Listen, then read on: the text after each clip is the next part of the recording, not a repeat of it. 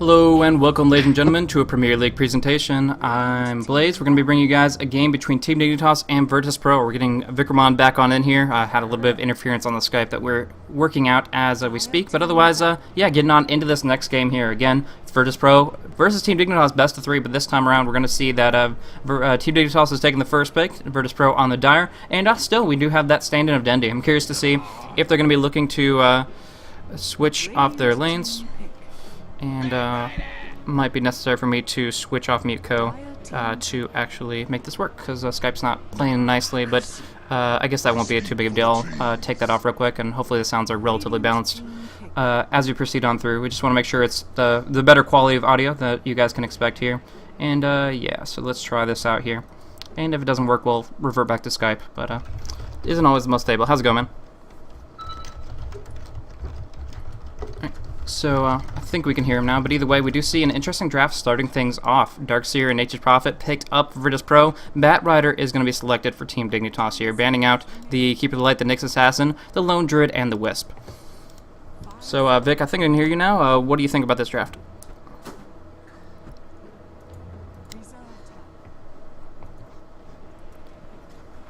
Or not.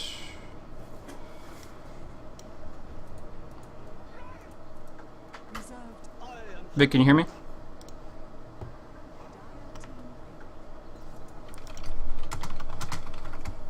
Alright, sorry about the technical issues there. Hopefully we'll have that sorted in a short time period. I haven't actually had this issue before, so I'm not 100% sure exactly what's going on with the Skype deal there. But just going back on into it, and we'll try Skype once more. How's it going, man? Nothing? Ah, that sucks. Okie dokie. Well. Dire team back. Radiant team back. That's a little bit weird. We do see an interesting pickup, though. I'm going to kind of jump into that real quick. We do see that the Gyrocopter and Shadow Shaman have both been picked up from Team Dignitas. Okay, he hasn't said anything for the in-game, so let's try that last time, guys. Sorry, obviously we want to try to make sure we're communicating appropriately, so I think we're good. Try it. If he's talking anyways, I don't know. Anyways, what we do see here, we have the Gyrocopter, we have the Shadow Shaman, both of those doing very... Okay, no, he cannot hear me at all. That is unfortunate. Some weird issue with, I guess, our connectivity one way or another. It's not Skype, if it's not Dota TV. I'm not sure what it's about here, so that is unfortunate. I don't obviously cast separately. For the Dota TV guys, I mean, I'm going to still keep it going as far as the current draft. But yeah, we haven't actually had this issue until now. And it's definitely something that we want to deal with as best as possible.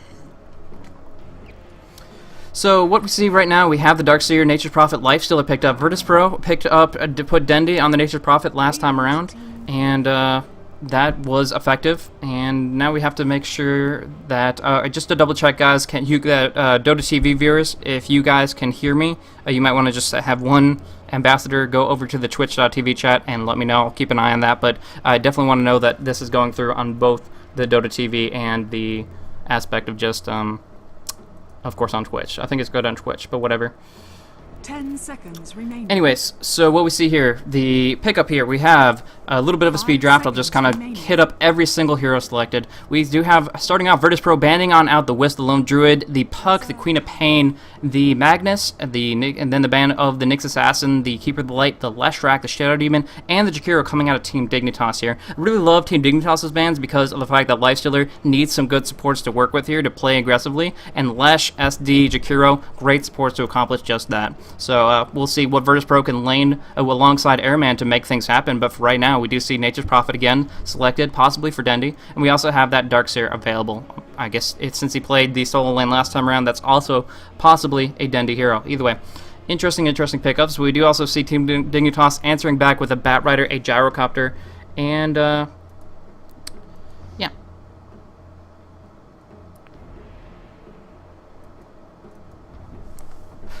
Alright, so Bat Rider Gyrocopter and the Shadow Shaman have been selected here. This will be pretty interesting. A lot of disables coming out from both the Lasso and the Shadow Shaman. Shadow Shaman is one of Dignitas' #1 pocket picks here and has a good win rate up against Virtus Pro. But if they pair it with Visage, they have like a 1 in 3 win rate. So that's kind of the statistic that Vike is kind of giving me textually. But yeah, we do see that they generally have this very, very powerful hero, the Shadow Shaman, but they generally shouldn't be running it with the Visage if they want to have a large amount of damage output and success on the lane in general. So we see this Weaver coming out once again. This was very effective, but Weaver is one of those heroes. Actually, it wasn't very effective in the last game, but it is very effective in Team Dignitas' lineups in general. What they like to do here is run Weaver on the off lane in the hands of Universe. He goes and kind of plays it like a Clinks, goes for an Orchid relatively quickly, but uses that time lapse to make sure he's stable. Either way.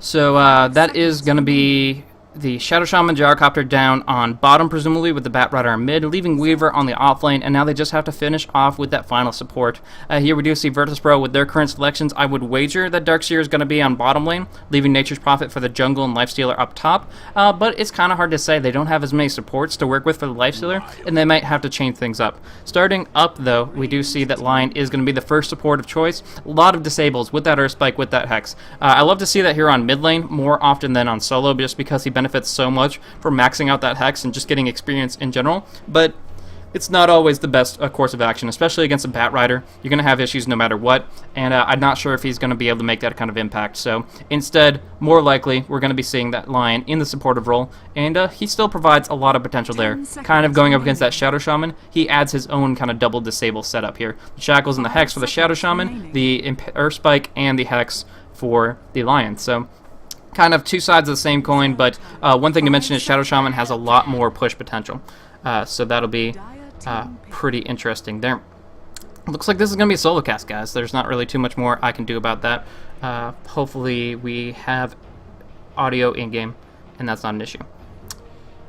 But nevertheless, yeah, this is the real Dendy. It's been confirmed by Test from Virtus Pro's manager, and you know, they're all at Star Ladder, so they might as well be like right next to each other for all we know. So not too difficult for them to manage something along those lines to replace out KSI in the situation that he did have his plane delay. Anyways, going on into Game 2, we do see a Clockwork pickup, and that changes the lanes a little bit from my perspective. They might be going for a safe lane Weaver and then go for Gyrocopter, Shadow Shaman, Clockwork, aggressive. The reason I say that is Cogs in an aggressive tri lane actually changes the way those skirmishes break down dramatically. They make it so that Clockwork can pretty much to make sure this position isn't going to be contested directly by his opponents, the Lifestealer can't really get in on it.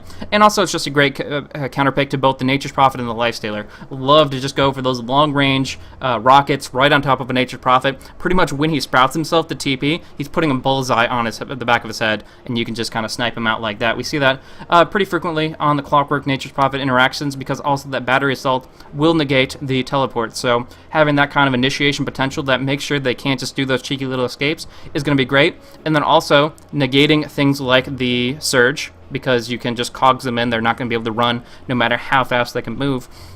And also the Lifestealer. It's always used as a counter pickup to the Lifestealer here, because you can kind of trap him in a cage and force him to go on one target. And as soon as Clockwork picks up that Ghost Scepter, although he will be vulnerable to the Finger of Death, he's going to be in a good spot to put some aggression out. But I actually really, really like this pickup of Pugna by Virtus Pro. It's actually going to be picked up by Dendy, I believe. No, he's going to go for the Darkseer. So TMW going to run the Pugna. That'll be interesting. Tame My Wild going that way. We'll see how crazy he can get with the Pugna. In that matchup, I'm not exactly sure how to call that. Pugna versus Bat Rider is going to be awkward, but we could also see a Clockwork mid.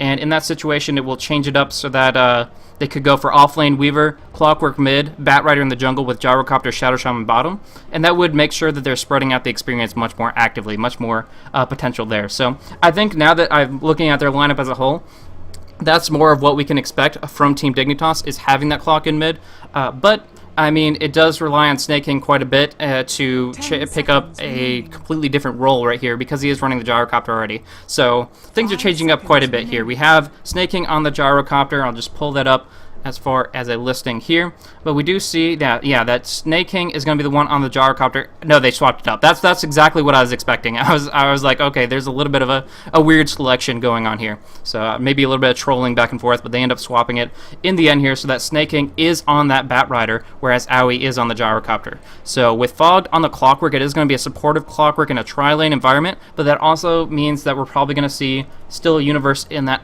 off-lane situation, either safe lane solo or aggressive tri-lane.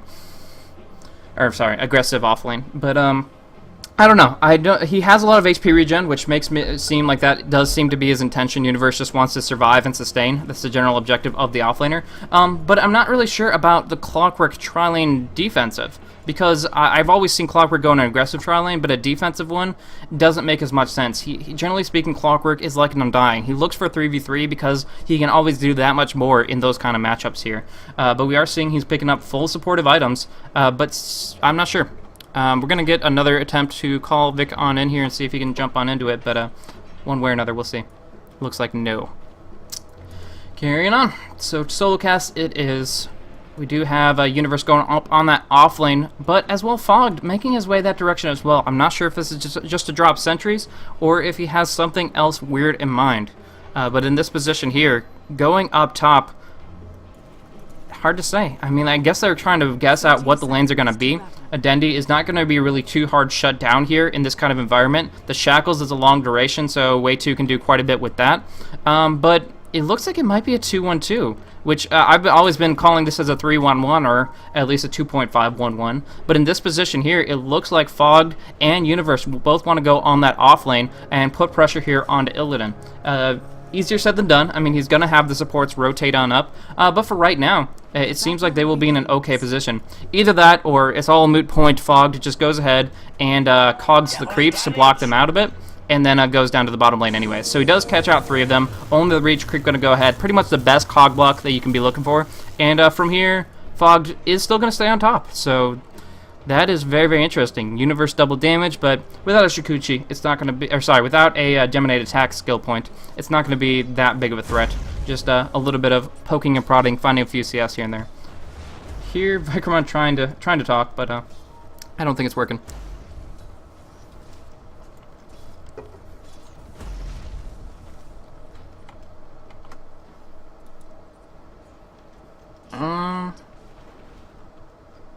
Alright, so I'm testing. Got no voice in game, just letting you know. That is really, really important for me to figure out. So,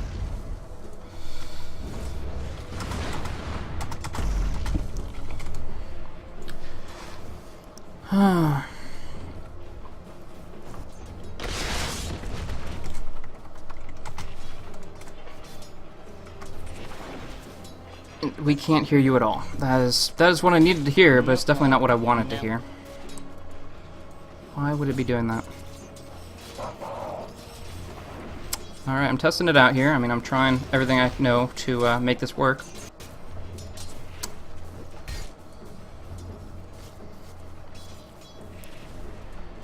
Well, I really, really hope it will fix itself, but I might have to try disconnecting and reconnecting or something along those lines. That is very unfortunate. Alright. Well, we'll just keep on carrying on as best we can. But right now, they are focusing it out.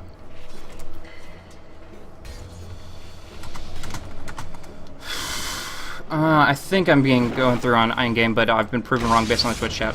Technical issues, they do arise in some situations. I'm not exactly sure. It's definitely the Dota TV interaction. People can hear me in my own live stream, so it's a little more complex than I can really give a quick, easy answer for. But let's just kind of talk about the game as best we can, and, you know, the worst-case scenario, do some kind of, Nah, actually, there's not really any better way to make it better for the Dota TV individuals. If they can't hear me, it's just something that I don't know how to fix right now.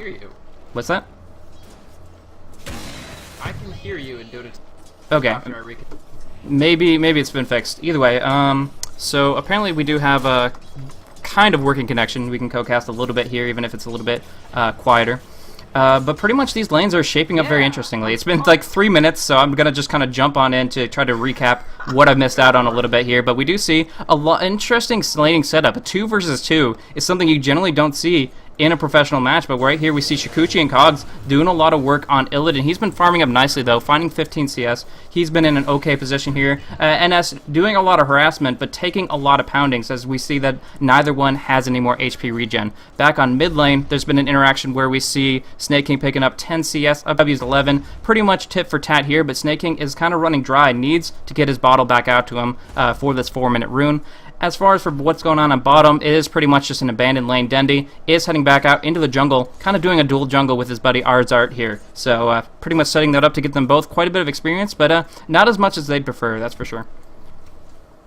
Absolutely. Now, there is a little bit of hate-ons going on for people on TMW on this Pugna, and I have to say, it's not maybe the 100% ideal use case for a Pugna, but it's certainly not bad. First off, he's pretty good against Shadow Shaman. Oh no, he's actually in a lot of trouble here. It's just as I say that. What excellent timing I have for saying the Pugna pick was good. Oh, he does survive, actually. Yeah, has a magic stick So all the way that's full. really 10 charges add up quickly, so that's going to help him out to survive and keep had going. A shot.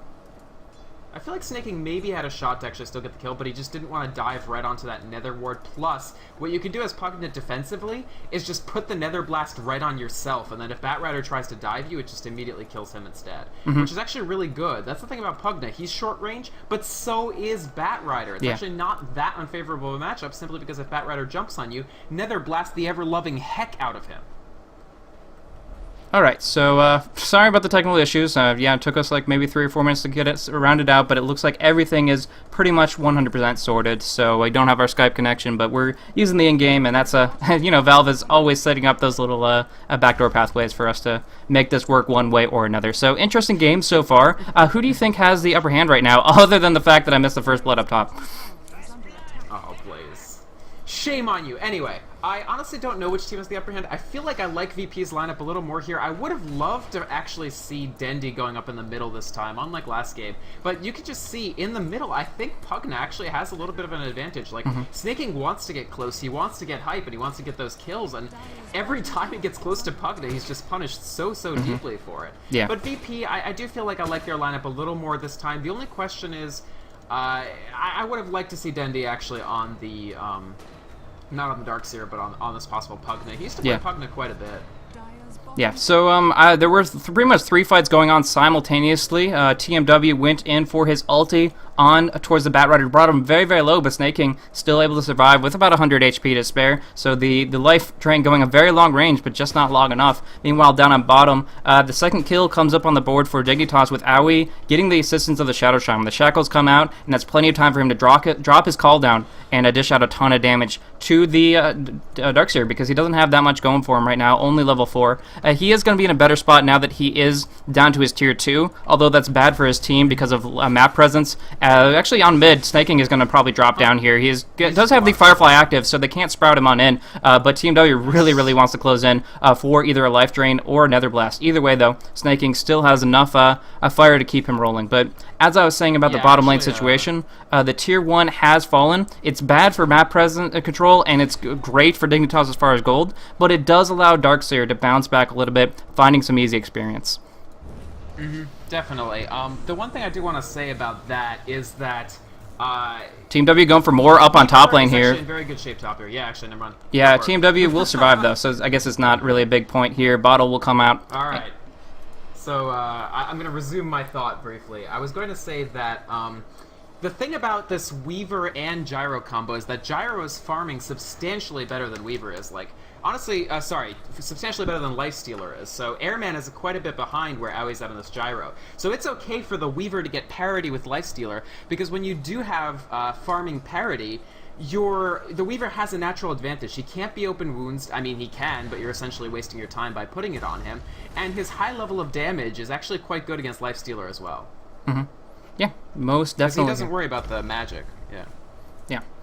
So, as far as the way things are working out here, looking at gold per minute, we see that the Gyrocopter is going to have a nice early advantage. That will help a lot as far as incidental damage output goes. They're going to be able to dish out a lot to the supports, but it's not that much as far as single target. They're really relying so much on this top lane working out, where Universe does so much harassment to Illidan every time they kind of trade blows. That's really setting it up so that he won't find the farm he needs, and in that sense, the physical damage from Weaver will generally match that of the Lifestealers until Illidan really starts starts getting rolling, but they do pop off the Hex. The Sentry is there, so they catch both with the stun. However, cogging on in, Illidan is going to take a fall. Clockwork to drop with him, but they're doing a lot of auto attacks, trying to bring down Universe. He time-lapses a few of them, but now it's going to be actually Smile, I believe, that does drop down because he just got hit by too much napalm, too much right-click, and blasting back on in NS, he's going to fall as well. Triple kill comes out for Universe, and they're going to look for even Dendi. They don't have any more disables, though. It looked like Way2 was pretty much keeping them as busy as they could, but now Dendi's going to fight it out under the tower, taking too much burst, though, and he will take a fall. And,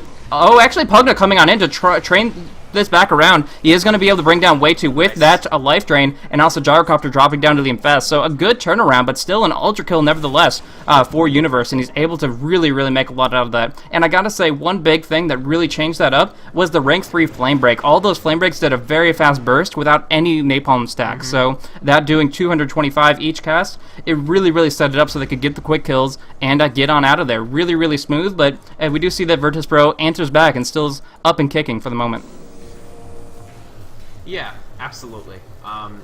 Basically, Dignitas had a very, very good fight there, but it just took a little bit too long to actually get there. Actually, big fight breaking out with Fogged in a bad spot, but Universe is here as well, so he will get the kill on the Nature's Prophet first. Now just Fogged trying to buy time, gets the cogs off, and that means that Illidan is going to get locked down. The hookshot comes on through, he'll walk away, but that sets up Universe. The Shukuchi first, now the Geminate to bring down Illidan. No chance without an armlet, and he does get dropped as well. Oh, Dendi in a bad spot as well. Looking for an opportunity on Fogged, but there's too much support here, and a single Shackles could mean his life.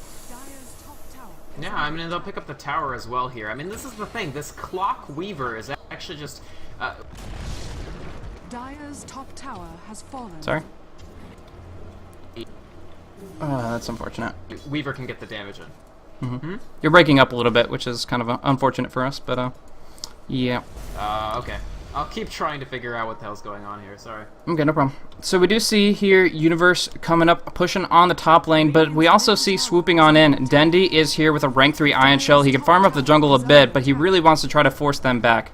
And in this position here, that is hilarious though. Batrider got caught up in this tree position without his Firefly ability expires, and he got caught in a bad spot where the neutrals could still see him, still attack him, and he actually just died to neutrals. An easy camp, no less. So that is probably one of the saddest things you can say as a jungle Batrider. He even says in all chat, mistakes were made. Just very, very mournful of that weird incident, but yeah, he'll bounce back. He has the Blink Dagger, and although it is really silly of him, he's going to be able to actually smoke in and look for some huge aggression right now.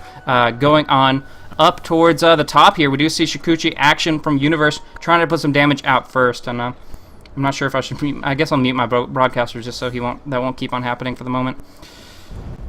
But I also don't want to miss the game. He's going on in, sneaking, looking for an opportunity to blink up onto Dendi. He's going for the lasso right at the same time as the surge, pulling him back up on the cliff. He's in a bad spot here. Flame Break actually goes very, very overshot, so that might not get them the kill here. Dendi taking a lot of hits, though. Shukuchi locks down. They pop off a mech, though, and Dendi will try to turn around a Universe who's out of mana. Nothing else to work with here, but we do see the cogs come out. Fog immediately interrupting the ultimate, though. TMW doesn't lock that down. Nice double impale. Gets the ultimate off to bring down the Clockwork, but Owie is still up and kicking, trying to deliver some flat cannons, but he is being surged on through, looking for a little bit more. Yeah, that's going to be enough with the Nether Blast with the right clicks coming out of Smile. They are able to clean this up nicely, and it's going to be Universe and Snaking that just have to fall back. Radiant's top tower is under attack.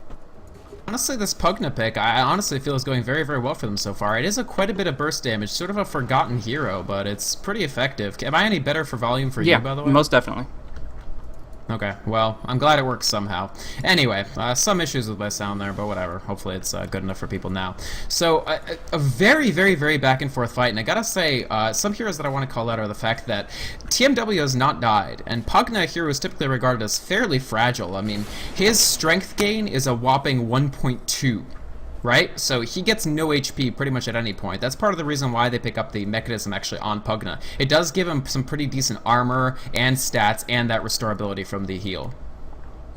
But to counteract that a little bit, he has one of the highest int growths in the game. He does have 4.2 gain per level. This sets him up so that he can spam out his cast like crazy. He can go on in, and when he gets that Aghanims, he's just going to be able to spam, drop down a lot. But Fog does have that ultimate up, and if he gets caught out, that can be a really, really bad spot for him. So pretty much what Team W wants to do here is stay as far away as possible. You already hit on this, that it's more easier said than done with a short range, but it is something that they do have to watch out for in that scenario. Batrider wasting his lasso down on bottom, but it will be back up with relatively good timing. But we do see Virtus Pro just grouping on together. They want to defend this mid tower, and they want to make sure that they are going to be able to kind of maintain more map control, because right now they've already lost 2 tier 1s, and they can't afford to lose more. Exactly. I wanted to quickly say about Pugna's short range. Okay, I mean, he's short range, he can get zoned out by a lot of heroes, but which heroes exactly on Dignitas is that? Is it the extremely short range crowd controller Shadow Shaman? Is it Clockwork the melee hero, or Weaver or Gyro, the as low of a range as you can get and still be mostly considered a ranged heroes? Like, I mean, these are an entire team that consists of people that want to get in close, even when they're ranged, and consequently Pugna knows that all of his stuff is going to work. Yeah, so that's going to be a lot of pressure coming down on the tier 1 tower down bottom, but also a little bit coming up on the top tier 2 as well. So kind of trading out a little bit, but the damage is really being done on this tier 1 here. Pugna adds a lot to a push in a way that you can kind of compare it to the Shadow Shaman. Pugna is a bit more gradual than the bursty drop down of those Serpent Wards, but it's still going to be very, very relevant nevertheless. We do see down at bottom that is Batrider trying to delay this push a little bit longer so they can actually finish off this tier 2, and it looks like Virtus Pro is just looking to trade. They know they're behind in gold, and if they could just kind of keep that equaled out, they're going to be able to move in towards bigger and better items that make things happen here. But the tier 2 is already down on top, and I definitely think this transition is going to come very, very swiftly from Dignitas down to bottom. I mean, it'll come, but most of them aren't carrying TPs. Or actually, yeah, they're missing. They don't have a TP on Batrider. They have one on cooldown for Shadow Shaman. There's no way they actually get this tower, and this is an absolutely fine trade for VP in my opinion. Trade map control for map control, knowing that you have a global teleporter that can move around and do that split push, even if you don't have vision on the map with those wards. I have to say, Dignitas's mechanism is also going to come very, very late, because their mechanism carrier Clockwork has like no farm whatsoever. Yeah. Yeah, Fog has not been in the best of spots. It was a 2-1-2 type of laning situation, and so there you're going to have to prioritize the farm of the other while he's just there to make sure that the lifesteal is put in check. We do see a Hex coming on out, but Universe is already speeding away. Will he be able to get on out of there? No, he's just going to go on the aggression. The ultimate comes out from NS, but he can just time-lapse it and get another kill. So Aoi is going to be the one to clean house. You're getting a kill on both the Nature's Prophet and that Lion, and here they just get pretty much handed free kills. In this scenario, Virtus Pro overstayed their welcome. They kind of kicked up their shoes, and they were like, okay, we can just set up shop in the enemy's jungle, and that's not going to work when they're gaining more and more map control, and they can rotate down bottom. Right, and it was actually a great play from Fogged there as well. He gets the hook, managing to stun out Smiles, Nature's Prophet, for enough time that they couldn't actually finish off whoever's on Weaver, Universe. So now we do see Snake King kind of doing what I was just saying this shouldn't be happening, is the fact that they are playing very, very aggressively, but it's a different story with Dignitas' position. They have long-range initiation from that Clockwork when his ulti is up, but right now he's sitting in base, so I guess it's not really a factor, but what they do otherwise have is just control as far as teamfights go. Because the Darkseer doesn't have Wall of Replica, doesn't even have rank 3 vacuum yet, it's actually very, very limiting as far as how much Virtus Pro can go 5 versus 5. So in those skirmishes, they're relying on Virtus Pro to be a little bit uncertain, and just a little bit of uncertainty they can make it so that they can capitalize on vulnerable positions and say, okay, we'll take free farm here because you're not willing to try and go in because you think there might be more at our back.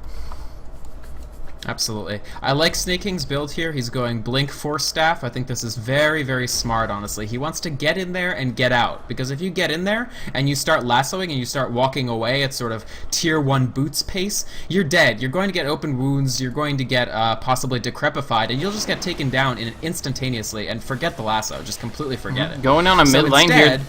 Actually, it's kind of, they went in, but the Wrath of Nature, now the blink comes on through. If Snake King was invis, but now pulls on through that last, so on the lifesteal, he tries to go for an infest, but nothing to really lock down on him. From there, he's just going to instead take a fall. We're looking for a surge on TMW. He's going to be able to survive. But that was an engagement that I don't feel that they should have taken, and I think half the team agreed and half didn't, because the Wrath of Nature started off. Lifestealer was jumping on in, and then everybody else was like, see ya, that's not really the best idea. So a little bit of miscoordination or communication. Either way, I kind of feel if you're going to commit at all, you should commit as a team, and in that scenario, they just let their carry get picked off.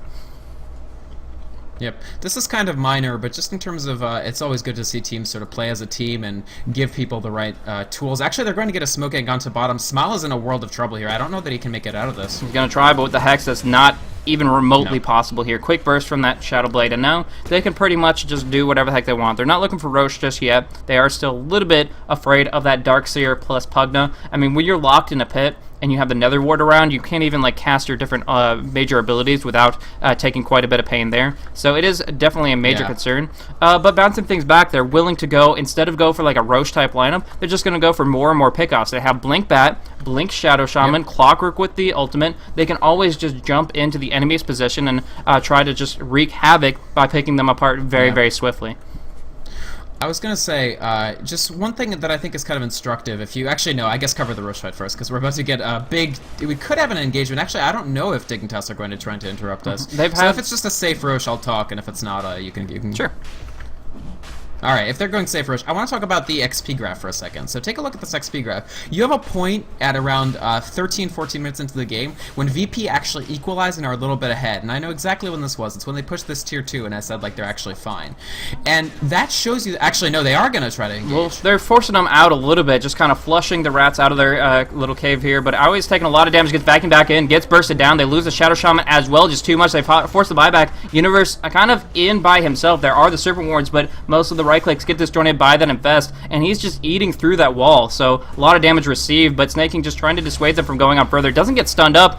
Will he actually survive on through that? The Lion didn't stun him, and instead Snaking walks away, but they are buying a little bit of time. Roche still on such low life, and they've gone out to destroy the Serpent Wards. Now, though, they kind of feel more confident to finish this off. Rocket will fly, give some vision for inside the Roche pit here, and they're going to look to finish it off with Universe, but it's still a little bit too much. 2k HP is a lot to chew through, and in this scenario, Illidan is on the aggression, going on in. He does find out Fog, but there's a beautiful Cogs, which will keep him going, and Universe even getting that Lincoln's popped off, he will be able to survive. So that is going to be enough for them to force them away. But now 4 versus 5, can they go for it here? This is dropping very, very quickly. 1100 HP, not much more to throw on out there. They blink on in. Shadow Shaman snatches, but Dire gets the kill. Illidan right-clicking him on down, forcing out the Aegis immediately. Fog has the Cogs. He does. Illidan in a terrible spot. No way to get on out of here, but he just chews on through the Shadow Shaman. Lasso up on TMW, trying to just bring him down underneath the Firefly. And we do see that Lifestealer fell as well. A couple of buybacks coming out from Lion and Darkseer because they just couldn't handle it.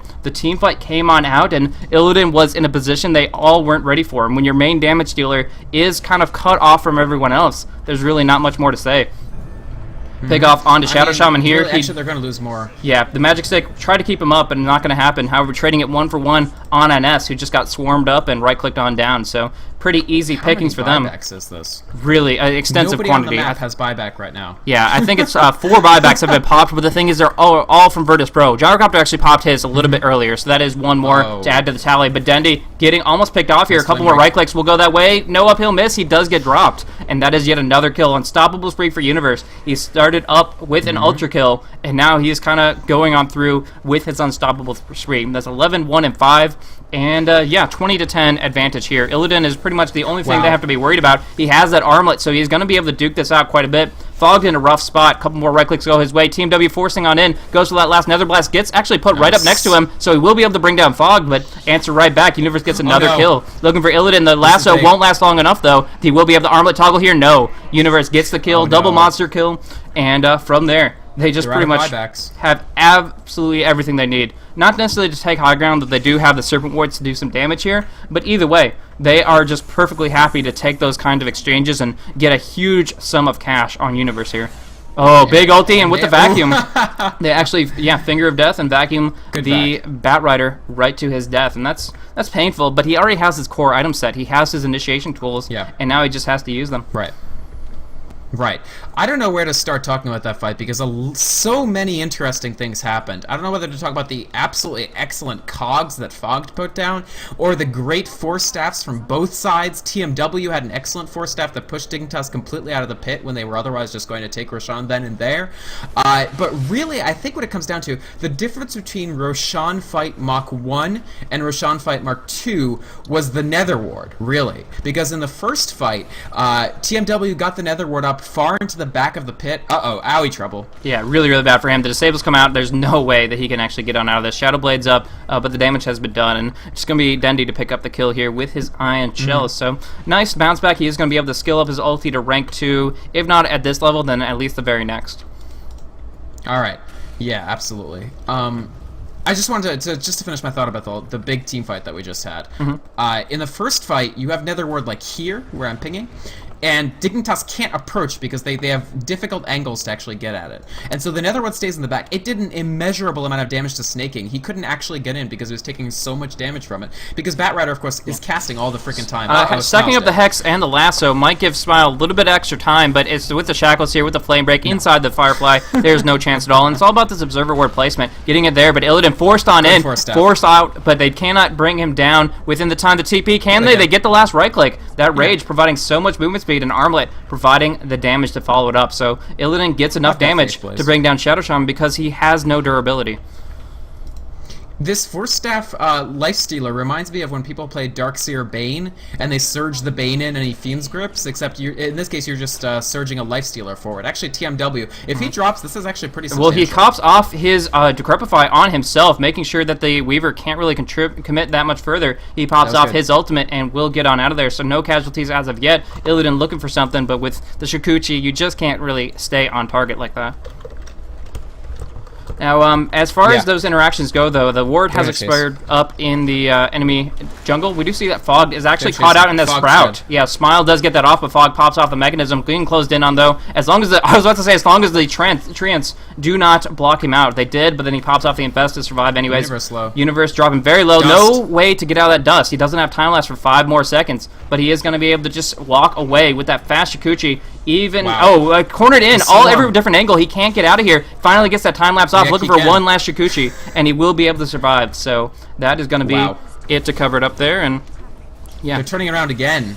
Yeah, there we go. Here on to Illidan, burning him down with the lasso, with those Serpent Wards, looking for more on TMW, but he's really freaking fast. Has the Force Staff up in 5 seconds. They don't opt to pursue, but they're already dealing damage on top lane. You know, we always talk about how when you win a team fight, you want to start putting pressure for permanent gains on things like the big towers and big racks gains. But in this situation, Aoi was way ahead of them. He's like, okay, you guys can handle it as 4. I'm going to put this split push pressure out, and he's already brought down the tier 3. Here, by the way? Very, very rough for him, but that juke right there where Illidan didn't know if he went south or north, I think it gave him enough distance so he could get on out of there. They've gotta, Lifestealer against Gyrocopter, they have to do race car build, in my opinion. We've been seeing this more and more in the Asian metagame. Gyro can kite you. He's faster than you if he goes phase and you go power treads. I really feel like when you're playing Lifestealer against Gyrocopter, you have to build at least phase drums and maybe even the Sanjin Yasha just for the speed. Yeah, otherwise that happens. You can't chase him. You can't chase Weaver either. I mean, how the hell are you going to catch a Weaver who has Lincolns without having maximum movement speed yourself? Yeah, it's exactly what they need to stay on top. The 4 staffs are helping out a little bit here and there. They're definitely putting themselves in a good position. Either, the heck? NS and TMW are having a little bit of fun in base, just kind of throwing spells back at one another, but yeah, no, but they have the 4 staves, they have the way to really, really put the Lysa in the right spot, but they're really looking for better lockdown. They're looking for a vacuum, they're looking for a Sprout to connect like it did before on the Clockwork, they're looking for more disables from the Lion, so on and so forth. They have great, powerful disables, they have to use them appropriately, otherwise they're just going to get picked. Kinda.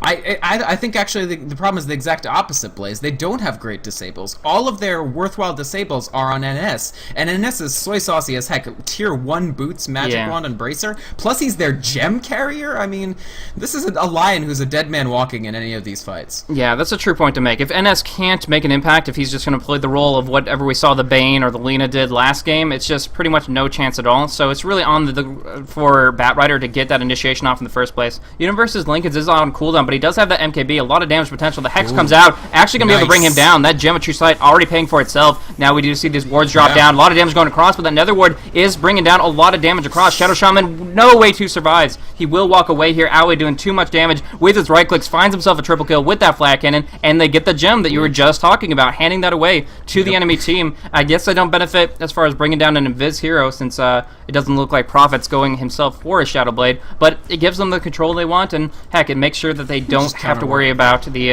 Aoi's Shadow Blade or the Weaver Shikuchi. I mean, they should hang on to the gem because they can de-ward completely effectively, and that means that VP won't have any vision whatsoever. It becomes very dangerous for Arsart to split push, and just in general, it really constricts VP's options. Not to mention, they could just very easily lose their Rex to Aoi here. I mean, unfortunately, that was like their first really extremely well-executed gank on Universe, and as evidence, I cite the fact that he has a whopping 2 deaths, so... I don't know. I mean, that was the first time they did what they've been needing to do all game. And all credit to VP. I mean, they played a better game this game than they did last time, but just not able to actually get those disables coordinated. And frankly, I have to say this Lifestealer build is a big miss as well. I don't like the power treads this game. Yeah, it doesn't He's add not in... able to just chase. Force Staff is his only chasing tool. There we go. He does get forced in, however, and Snaking is in a bad spot here. He had Force already on cooldown, so he couldn't get on out of there, and they hand the gem right back in the clutches of the opposition, so really nice there. But we do see buyback. Boots travels in from the Bat Rider. He wants to go on Snaking here. He will get it, and that is just insane. He will be picked off right here. But no, actually toggling off the armlet because he does get Decrepified. That's the big deal. TMW uses a defensive Decrepify on Lifestealer. He doesn't get right-click from Gyro. He still survives, pursuing onto Snaking, trying to bring him down, but he gets Flame Break back. He is very, very slow indeed, and the Blink comes out from Snaking. Now TMW probably going to fall, but the Nyx is going to pop off as Infest and look for an exchange directly. He does actually get a lot of right-clicks on him, but the Aether Shock onto the Pugna will bring him down, and now they can just go for the Hexes, go for the Shackles, and finish off Illidan for good this time. Oh my goodness. Now, part of that, I feel... Meanwhile... Oh, they call it. Yeah, I mean, yeah, they're going to lose 4 Raxes. They already lost 2 up here. They're going to lose the 2 down here. All throughout that pursuit, Universe and Fog didn't even care because it was just like a 2 versus 2, 3 versus 3 situation. They didn't need to be there, and so incredibly smart of them not to show up there. Again, they're in no danger from this Lifestealer because without Force Staff, he can't catch them. Yeah. So I think just some minor mistakes. In the beginning, it seemed like it might go either way. I think the mistakes started with that fight at tier 2 bottom. VP should have just left. They should have just taken the win, taken the fact that they had gotten level equality, and just sort of played a little bit safer. But instead, they hung around too much. They tried to farm this jungle, which I honestly don't think was a good idea at all. Yeah. They lose 2, then they lose 1, then they lose another one, and suddenly you find yourself all the way behind again. You just spent all that effort coming back into the game. Yeah, most definitely, most definitely. So the Ancient's going to fall here, and we get a small opportunity to go into a little bit of a post-game discussion before we go on into a segment we have called Ask the Pros. For those that don't know what that is, it's pretty much a post-match interview with one of the winning players here. Dignitas taking it 2-0 in this series means they do win the match, and they will be having one of their players interviewed for that segment. But we do have a few more things to discuss about this match here. Specifically, yeah, there's a couple of different things. One thing to mention pretty hardcore was that Lifestealer build. You were ragging on the treads pickup over the phase. I see it in 2 different ways in that sense. Pretty much, Lifestealer, his 2 big issues was that he was worried about the clockwork, trapping him on in with the cogs and getting his ulti on him and those kinds of things when he was raged, and also the lasso coming out from the Bat Rider. Those are 2 things that Lifestealer always has to be aware of. So in those scenarios, he was judging his survivability, and I believe he kind of felt it came up wanting, that if he was lassoed and didn't get some pro Decrepifies on himself, that he would just be bursted in that time frame, couldn't toggle his armlet, and would be found very, very useless in the remainder of the fight, because a dead Lifestealer does no damage. So in that sense, I think the treads was a good pick. The issue is, of course, as you mentioned multiple times over, phase boots, drums, those kinds of things can allow you to close the distance after that early burst, after the initiation comes out, and that would have been much more promising. I'm glad that Pugna went for the Force Staff early and had the farm to do so. If TMW didn't have Force Staff, then a Treads Lifestealer would have been literally useless in this game. But with the Force Staff, it helped out a little bit. It just wasn't enough in this situation. There was so much... if he didn't have the Force Staff, yeah, Airman would be like 110-1 or something. Like, exactly. Honestly, TMW got more kills with Nyx than Airman got kills with Nyx in this game. I honestly thought the Pugna was okay, and I actually think the Pugna is a decent response to we're afraid of Lasso going out on Lifestealer. Until Snake King really got this dual threat with really a triple threat with the travel, blink, force staff. If Batrider comes in with blink and then tries to lasso you, you can really slow down and kill that Batrider before he gets anywhere. If you remember our TPL game that we commentated between Fnatic and TL, game 1, in which Fnatic had the Lone Druid, TL kept running in with Batrider, I think it was Bulba on Bat, and he kept lassoing up, and he'd travel like a whopping 50 units before dying. And I think that's basically what VP were going for here, just managed to pick off the Batrider before he manages to get away. Unfortunately, during that time, they sort of neglected to do all that much about either the Weaver or the Gyrocopter. I sort of said it's okay for Weaver to not have the strongest start, because he's good against Lifestealer in like an equal situation, as long as Gyrocopter is free farming in the other lane. And that's what they got. They brought that tower down, so from that point on, VP could never rotate over. So Owie had free farm, Universe eventually had free farm just by killing people, and Dignitas locked it up from there. Yeah, so, I mean, Virtus.pro did have a strong showing in some of their engagements here, but when it really started going awry for them, I felt was in those Roshan engagements. Going up in that position there, a couple of good cogs coming out of Clockwork to change out the position a little bit. A really cool, way too sexy snipe with the Shadow Shaman Blink on the Aegis, and making sure you don't have to deal with 2 Lifestealers is a big deal. Sorry. So, in that situation, I really think they had a lot of control. That comes down to Dendy's lack of levels. A Darkseer is generally like the last word in a Roche teamfight. He's like, okay, vacuum everybody in, Wall of Replica, set it up for big damage, infest damage, and the Pugna, and everything on top of that. I think that if they had Darkseer, if they had Dendy a little bit more farmed up, they would have been in a much better position. But we saw that Wave 2 down at bottom was a little bit too much for him. Those shackles, such a long duration. You were talking about it being a pocket pick here, and it really paid off because in this scenario, in a 2 versus 1 environment, there's nothing to interrupt Shackles, and that's plenty of time for them to burst down on the Darkseer during that surge, so that he has effectively no way of escaping. And it just obviously paid off so well because Dendy was forced into the jungle, or forced to hide underneath his tier 2 after the tier 1 was already dead. And from there, they already lost that much momentum, and they couldn't really take Roche fights without the big walls. Yep. Anything? I mean, yeah, I think you pretty much summed it up there. And this is a tough loss, actually, for VP. I know it's kind of an inconvenient position. They've just been traveling. People were ragging on me for saying jet lag, but I'm pretty sure at least a few of them flew to Kiev. That's why KSI isn't actually here. But regardless, it's a tough position to sort of be in a new venue and just sort of be sorting that out in addition to having to play. But, I mean, they're on the bubble for playoffs at this point. They started out so strong. I think they won their first, like, 4 games or 4 out of their first 5. And now they've dropped a couple, so they've sort of descended to the sort of bubble area where they're really going to have to compete with, I think, Mao's, Fnatic, No Tidehunter, that clinch of middle teams. Meanwhile, Dignitas substantially improved their standing. This is one of the hardest games they still have on their remaining TPL schedule, and they could become a 7th contender for those 4 slots. So, shaping up to be an interesting season, Blaze, for sure. Yeah, most definitely. The playoff slots these next couple weeks are going to decide a whole lot of things, because if that Dignitas said drop down this match, this would have been pretty much the one that put them out of the picture. And from there, we're just kind of tacking them off the list, writing them off there. But we don't write them off just yet. They took down Virtus.pro. Yes, they had a stand-in, but it was also Dendy. So in this situation, playing on both servers, US East, EU, still taking wins and still playing very strong Dota. So like you said, Virtus.pro wasn't on top of their game, but in general, I think that Dignitas played beyond what we've seen for a lot of their average. If you average out their low games, their high games, this was definitely above average play for them, and it's obviously great to see. They pulled it out very nicely. Dignitas are they're a team that has big highs and big lows always in their history, and I honestly feel like watching them with the snaking mid, it's going so much better than when they had snaking off lane. I mean, they honestly look like a brand new team with this roster change. It's looking really strong. I don't think it's perfect by any means, but overall, I just think this is really working for them, at least so far. They look like they're having fun. That's the big thing. Sure. No matter what they're doing, they look like they're doing lineups that they like playing, and they're doing things that they like doing, and that's so important. Well, that's going to be it for this game here. Was this Best of 3 series Game 2, but both of them went to Dignitas, so we're not actually going to be seeing a Game 3 come out from this lineup here. We're going to be going on into, as I said before, Ask the Pros, which is going to be interviewing one of the members from Dignitas, but hopefully you guys enjoyed the commentary and the cast. Very sorry about the technical issues that we started off with for the first 4 or 5 minutes of the game there. I know that it was irritating to either not catch the draft analysis from my end in the in-game aspect, or not hearing Vikramon on the stream. But we did end up sorting that stuff out. So Yeah, it's too bad.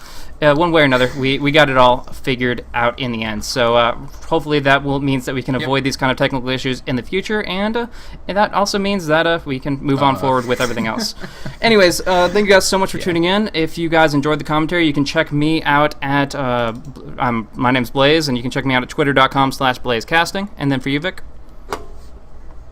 My name is Vikromond, Vykromond. I promise this is the first time I've just completely cut out across all systems in a while, but if you do want to check me out right now, I'm actually, I've been guest casting on TPL, so I might be on a couple more broadcasts of this season, and then also I have been casting over at twitch.tv/Netolic Netolic TV, so you can check that out as well if you cared for that. Anyway, thanks, Blaze. It was a great opportunity. Sorry that we had some really weird issues. I mean, your Skype sounded like an old-timey radio station when I called you. Awesome. But we'll figure that out. Yeah, most definitely. All right, have a good one. Yeah. And we have a long weekend to make sure there's not going to be any issues like that. So anyways, thank you guys so much for tuning in. Hopefully you enjoyed. And moving on, twitch.tv/the Premier League is where we're going to have that interview for one of the players. And we'll go on to that right now. Thanks for tuning in, guys.